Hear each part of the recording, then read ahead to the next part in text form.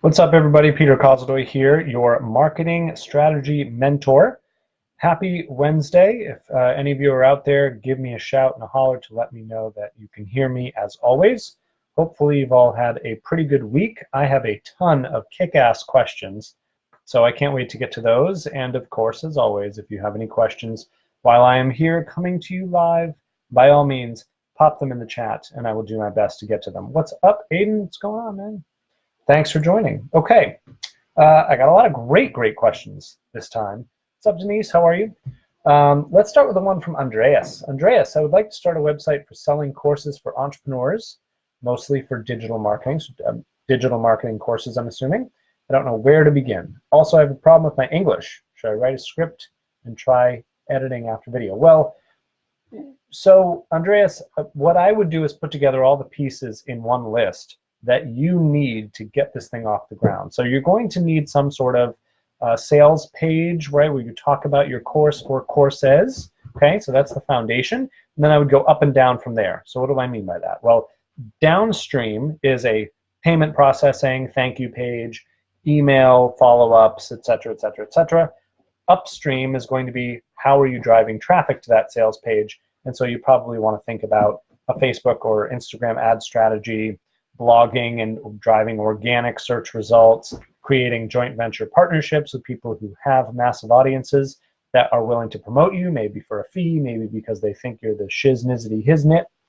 But in any way, shape, or form, you're going to have to construct that upstream and downstream flow, how to get people from one place through your funnel to your sale, and how you're going to nurture them after, provide support, put them in a community, whatever.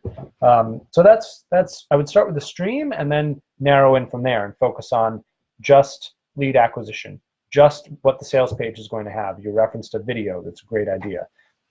Just what the follow-up emails are going to be, and do it slowly over time and chunk it up, and that way you don't get overwhelmed by the amount of work that it can be, because it can be.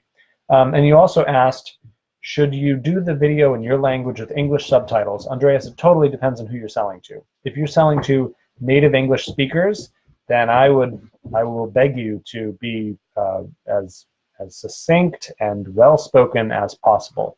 If you're selling this in another language, then great, toss the English out.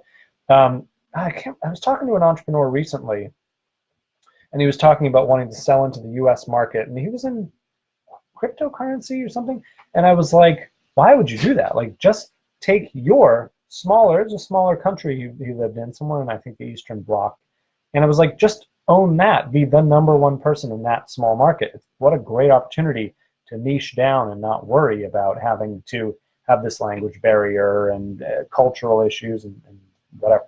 So anyway, just a thought. Let's move on to Flora. Flora says, when you're two target markets, how do you focus your marketing? There's the rest of this, but I'm going to stop there and say you don't. That's why most people don't have two target markets. Let's talk about a company who does have two target markets, which is Pepsi. What do I mean by that? Pepsi sells soda, which is full of sugar and terribly bad for you, and they also sell water. They're a totally different brand. And if you notice, the funny thing about Pepsi is Pepsi never comes out and says, you should drink more soda and not water, or you should drink more water and not soda. There's a reason for that. It's because it's bad for their profitability. They say other things like drinking Pepsi makes you feel good and drinking water hydrates you. But it's, there's a reason why they bifurcate those into brands and why they don't mix them, because they can't. They're going after two different target markets who believe two different things. And I would encourage you to think deeply about focusing on one person that believes one thing. So I see you go on to talk about your two markets, which are in personal and in business. And what I love about what you're talking about is you have this 3 C's or 4 C's, which I think is great. I love frameworks. People can attach to frameworks. You have these 3 C's, which are clarity, courage, and confidence, and that's what you give them. Amazing. And I would encourage you to think about who is the person who has a personal need and a business need, because I'm not just an entrepreneur, I'm also a human being with real feelings, okay? And so it's because, if you find that person who needs both, the overlap, you can serve them your 3C framework in a way that's super specific, because now you're going after this very specific blended person who has a belief about how the personal life and the business life comes together. That's called a psychographic. You're entering into psychographic profiling. For those of you who have followed me a lot, I talk a lot about beliefs and belief systems and how you have to sell downhill. Maybe I think I just wrote one of my Monday matches, upcoming Monday matches, about this, that if you can't change someone's mind. It's not possible. Or maybe I said this in the last live stream. You have to understand what their beliefs are and sell into them, right? This is like when you go to give your dog a pill because your dog is sick. It doesn't want to eat the pill. It wants to eat the steak. If you put the pill in the steak, everybody wins. Okay. Hopefully that helps. All right, let's move on to Johannes. Johannes Eckhart. Do you think I should hire an SEO agency? I do well with sales through paid ads, but know that I'm not doing well with organic search on our web shop. Would you rather spend money on an SEO agency or on time with blogs? How would you improve your SEO? Taking into consideration that time is an issue, I could spend a bit of money. Where and how would you spend money for SEO? I think most SEO agencies are bullshit. Most SEO agencies have no idea what they're doing. Google is ever evolving its algorithm, and I know a lot about Google and its algorithm because I have a spy who works in Google, otherwise known as my best friend from high school, and he told me that essentially over time Google will become so smart that all of the algorithmic tricks that you would use with metadata and all the knobs and levers are generally going to become useless. Google will become as good as we are at looking at a page, assessing its copy and design for how well it's solving the problem you have asked Google to solve, and that's what will influence the search ranking. So that's a very fancy way of saying that your site needs to be written and have the content necessary to solve your target market's problem really, really well. And so the short answer is I would invest time, and unfortunately I'd say your time, Johannes, in writing blogs, a lot of blogs. And blogs that, and I've talked about this before, have headlines that match the questions that your target market would ask. Now, I'm going to put a big asterisk on this because I have done this road of blogging. I've done it for clients. I've done it for myself. It's allowed me to write for publications like Inc. and Forbes and the Huffington Post and all this other cool stuff. And all that's really cool. But now, when I'm launching new companies, and I'm in the process of launching one and considering this, I'm just going to go pay for ads to spread awareness because it's faster and it's guaranteed to create the reach I want. Otherwise, I could just sit and crank out blogs, which is fine. I like writing. But I and you and Forbes and the best writers on the planet have no idea whether the blog they've just written is going to go viral or not, or is going to collect 13 views or not. And I know this because at Inc., I think I've also talked about this before, they would send around like monthly, here are the top 10 headlines and here's why we think they worked. They had no idea. They changed the next month and they were like, oh, this is what works this month. People don't know. And if they don't know, then I don't know. And if I don't know, you don't know. So honestly, if you want to drive traffic, create really great content that fits into an advertisement and send it on its way. And the other reason why I like that, quite frankly, is if you have built a business that you cannot invest in advertising and have that advertising provide a positive return on investment, then you have not built a business. I have made the mistake before of thinking, wow, this is a real business. Like, no, the marketing wasn't scalable, ironically enough, right? I've learned a lot of this stuff the hard way, by the way, I will admit. The marketing of that particular company wasn't scalable, and so the business wasn't scalable. And I don't know, now in my old age, I don't even want to be involved in a business that isn't inherently scalable because you can put $10 into an ad program and get $11.50 back. Does that make sense? Does that make sense to everyone watching this? That's hopefully putting off some bells in people's heads saying, if I had to restructure my business so that that were true, how would I do that? That's a question that's going to make you very, very rich. Okay, let's move on to Dorlise. Dorlise, how would you recommend introducing a brand in the luxury market? in particular weddings and events? Could you use social media to do that, or specialized magazines, or connecting with top industry professionals? Those high-end clients are not easy to reach, and I always wonder what would be the best way to do it. So this is a complex question, because when you say introducing a brand, you're hosting weddings and events, I'm assuming. So the question is not, how do I introduce it? Because like I was just saying to Johannes, you could pay to create massive awareness, and boom, the brand's introduced, and there are no more problems.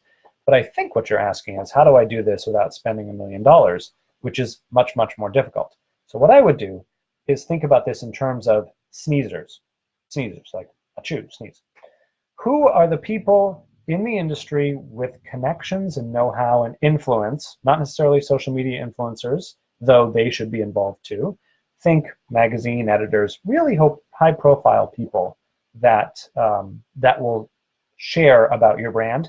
And I would throw an event for them and make it the most badass, memorable event you could possibly do. High-end, very luxury gift bags, brilliant food, outstanding setting, really go over the top. This is particularly good for you because you were saying that you're a high-end events business. So if you can't put your money where your mouth is and show everyone else how good you are at throwing events, then what? No matter how much you tell the market that you're great, it will never say as much as if you invite people and show them the quality of your work.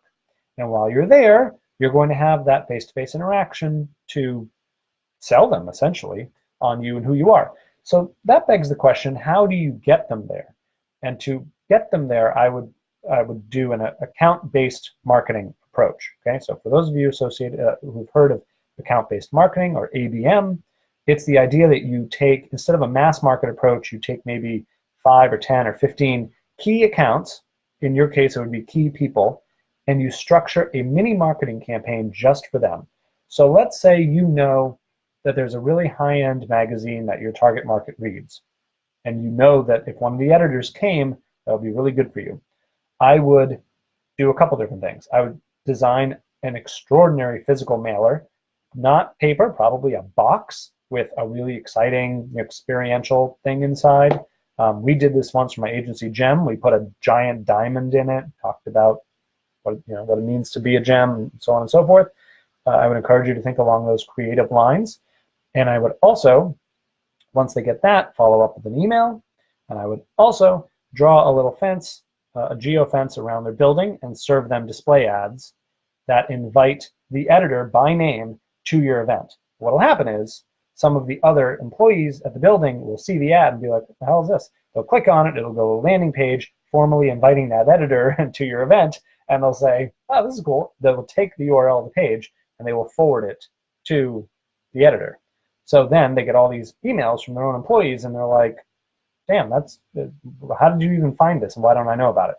So these are all different ways that you can use to get in front of your target market and make sure they get to that event. And or hold little mini events. Take these people to a very nice dinner. I mean, you're better off doing that than having any sort of other bigger marketing budget. Because in your industry, it's going to be all about show, don't tell. It's going to be all about image. You have to project an image of being the hot go-to luxury event planner. And if they don't buy it because you haven't quite gotten there in how you act, how you dress, how you speak, the venues you choose, the restaurants you take them to, the box you send them, it's got to just exude that you are the hottest shit ever, and people would be stupid not to line up to do business with you. That's hard. That takes a lot of courage and bravado. I just read a story about Vice Media and its founder, Shane Smith, who built a billion-dollar company on essentially that kind of bravado bullshit. Now, he also is a terrible human being, and there are sexual harassment cases against him. And I am not in any way saying that he's a great person and we should admire him. But what I am saying is that he did a hell of a good job bootstrapping himself from no one had any idea who he was to, oh my gosh, we have to be attached to whatever this kid's attached to, because he obviously has something figured out. He had snake oil salesman figured out. But we're living in a world where that can happen. Now, I have no doubt, Doralice, that you are a very kind and good person, and that you would never do anything bad with the power I'm giving you. So I think as long as you can back up your claims, go nuts and tell everyone that you are this year's preeminent wedding plan designer. Go for it. Okay, let's go on to Aiden. And for those of you who have joined me, send me your questions. Joshua, thanks for the fire, man. Appreciate it. See Sean's tuned in. What's up, man? All right, let's go to Aiden. Aiden, what other forms of marketing should I be paying attention to other than Google and Facebook ads? ClickFunnels and email marketing are things I'm aware of, but never really touched on, played with, but had poor results. You played with email marketing, but you had poor results. You're an automotive e-commerce company in New Zealand.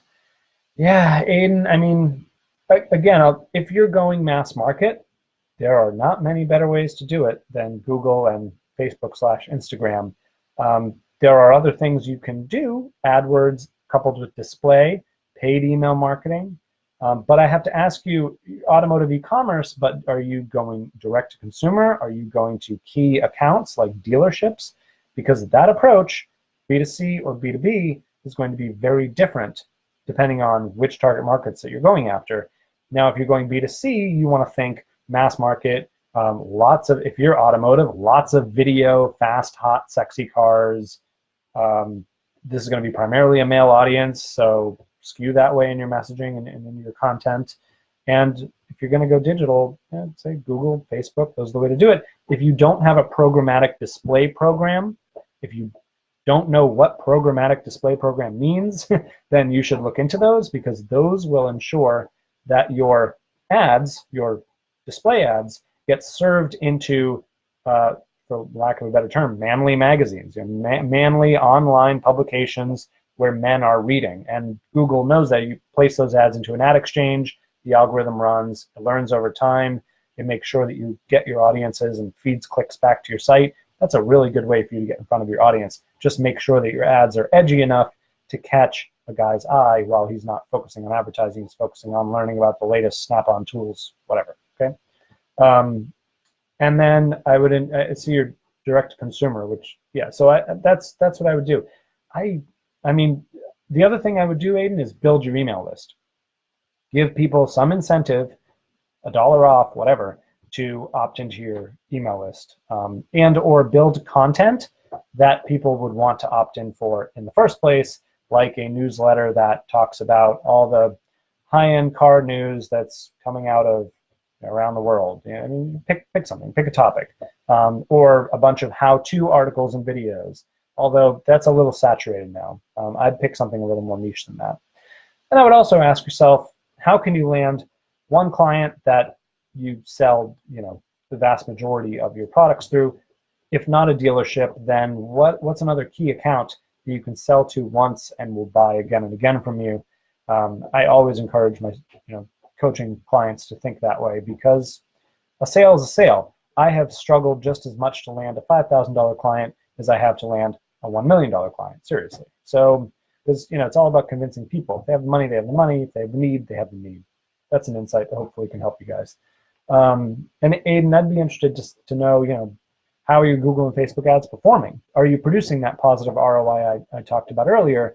And if you are, dump the gasoline on the fire and work your way up that ROI curve. Okay. Let's go to Anita.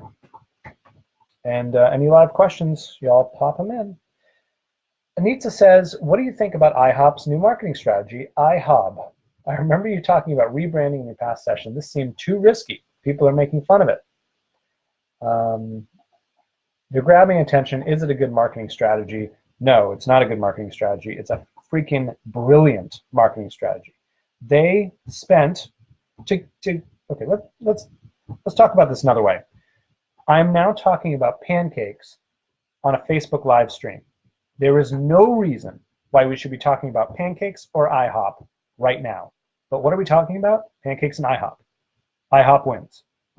When they did this, whatever brilliant agency came up with this, they asked themselves, I'm sure part of the brief to the agency was, we want massive reach and massive mentions and all kinds of earned media and ad equivalency, but we don't want to spend a big budget.